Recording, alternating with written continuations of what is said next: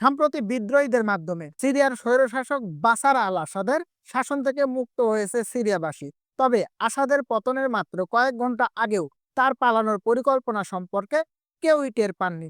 উল্টো বাশারের সহকারী কর্মকর্তা এমনকি আত্মীয়রা অভিযোগ করেছেন আসাদ তাদেরকে প্রতারিত করেছে। তবে মস্কোতে পালানোর কয়েক ঘন্টা আগে স্বৈরশাসক আসাদ শনিবার 7ই ডিসেম্বর তার প্রতিরক্ষা মন্ত্রণালয়ে প্রায় ৩০ জন সেনা ও নিরাপত্তা প্রধানদের নিয়ে একটি বৈঠকে আশ্বস্ত করে জানান রাশিয়ান সামরিক সহায়তা পথে রয়েছে। সেই বৈঠকে উপস্থিত থাকা একজন কমান্ডার নাম প্রকাশ না করার অনুরোধ জানিয়ে রয়টার্সকে এমন তথ্য জানান।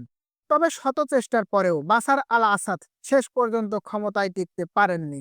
পালানোর ঠিক আগে আসাদ তার মিডিয়া উপদেষ্টা বুথাইনা সাবানকেও ফোন দিয়েছিলেন বলে জানা যাচ্ছে। পালানোর ঠিক আগে আসাদ তার মিডিয়া উপদেষ্টা বুথাইনা সাবানকেও ফোন দিয়েছিলেন বলে জানা যাচ্ছে। মিডিয়া উপদেষ্টাকে আসাদ একটি বক্তৃতা লিখতে তার বাড়িতে আসতে বলেছিলেন, কিন্তু ওই উপদেষ্টা আসাদের বাড়িতে পৌঁছে দেখতে পান সেখানে কেউই নেই।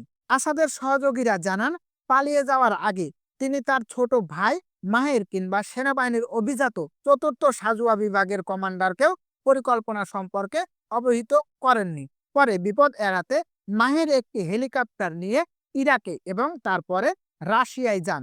এসব বিষয়ে আসাদের ঘনিষ্ঠ অন্তত ১৪ জনের সাথে কথা বলে এই প্রতিবেদন তৈরি করে। তাদের মধ্যে সিরিয়ায় আসাদের একজন সহযোগী এবং লেবাননের নিরাপত্তা কর্মকর্তা জানান তথ্য না থাকার ফলে বিদ্রোহীদের হাতে দামেস্কের নিয়ন্ত্রণ যাওয়ার সাথে সাথে আসাদের মামাতো ভাই এহাব এবং এয়াদ মাখলুফও একইভাবে পিছনে পড়েছিল। পথ না পেয়ে এই দুইজন গাড়িতে করে লেবাননে পালানোর চেষ্টা করেছিল, কিন্তু পথে বিদ্রোহীদের দ্বারা অতর্কিত হামলায় প্রাণ হারান এহাব।